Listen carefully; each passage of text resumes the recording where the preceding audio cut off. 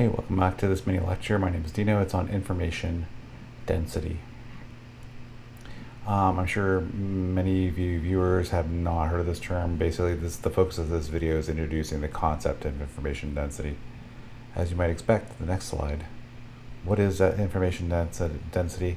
According to Anthony, it is the amount of information you have in a given space.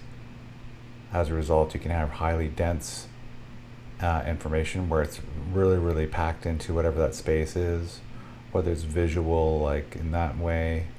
Maybe it's if you have an allotted amount of time, it's a lot of information crammed in that. And conversely, you can be less information. Probably the best way for me to demonstrate this is to look at this matrix with 4 quadrants.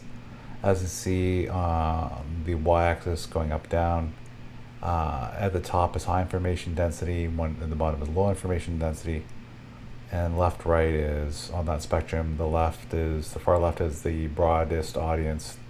The far right is the most specific audience. So you can see a number of entries. I'll divide it into the top 2 quadrants and the bottom 2 quadrants, and in just a second to give you a better explanation.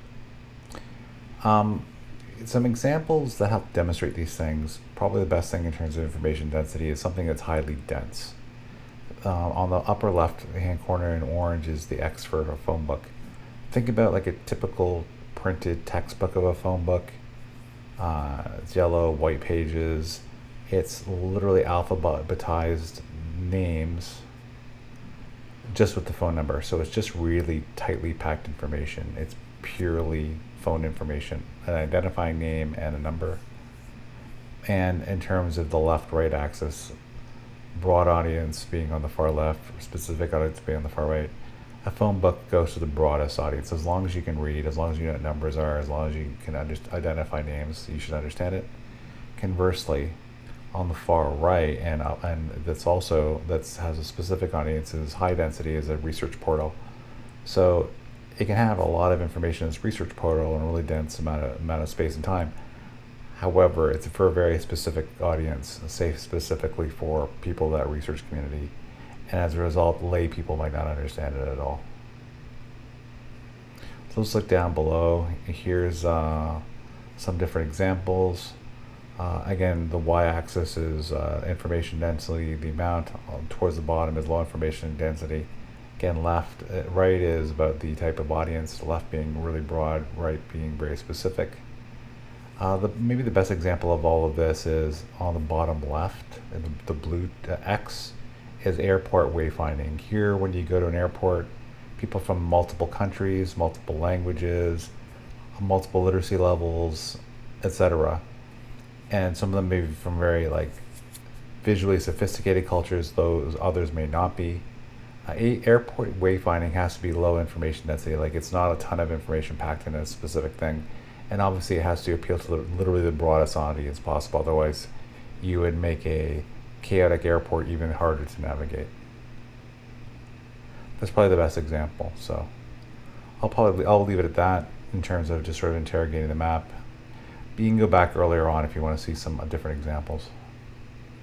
Why would information density be important to you or to others? The density itself of this information will depend on a couple of factors. The subject matter you're visualizing, whether in a research portal, whether it's really highly sophisticated or if it's more for a broader audience, as well as the audience you're creating for. So depending on who your audience for, you will vary the density. For example, if you have a very scientific audience that's highly literate, highly visually literate, you can make really dense information. Conversely, most likely, if it's very complex information and the audience is very unsophisticated, it's probably best to again give simple and less dense information for an audience that's very non-sophisticated visually and information-wise. Ultimately, the biggest consideration, you want consideration of information density when communicating information, and make sure that it's appropriate. That was information density. My name is Dino. Thanks for watching. Please feel free to like this video. Please feel free to comment on it. Do you like the definition of information density? Would you have a different one? Do you have any ideas on how to change the information density for a specific audience? What things are you looking for to identify an audience, etc.? Also, finally, please feel free to subscribe to this channel if you want to see similar content. As always, thanks for watching. Take care.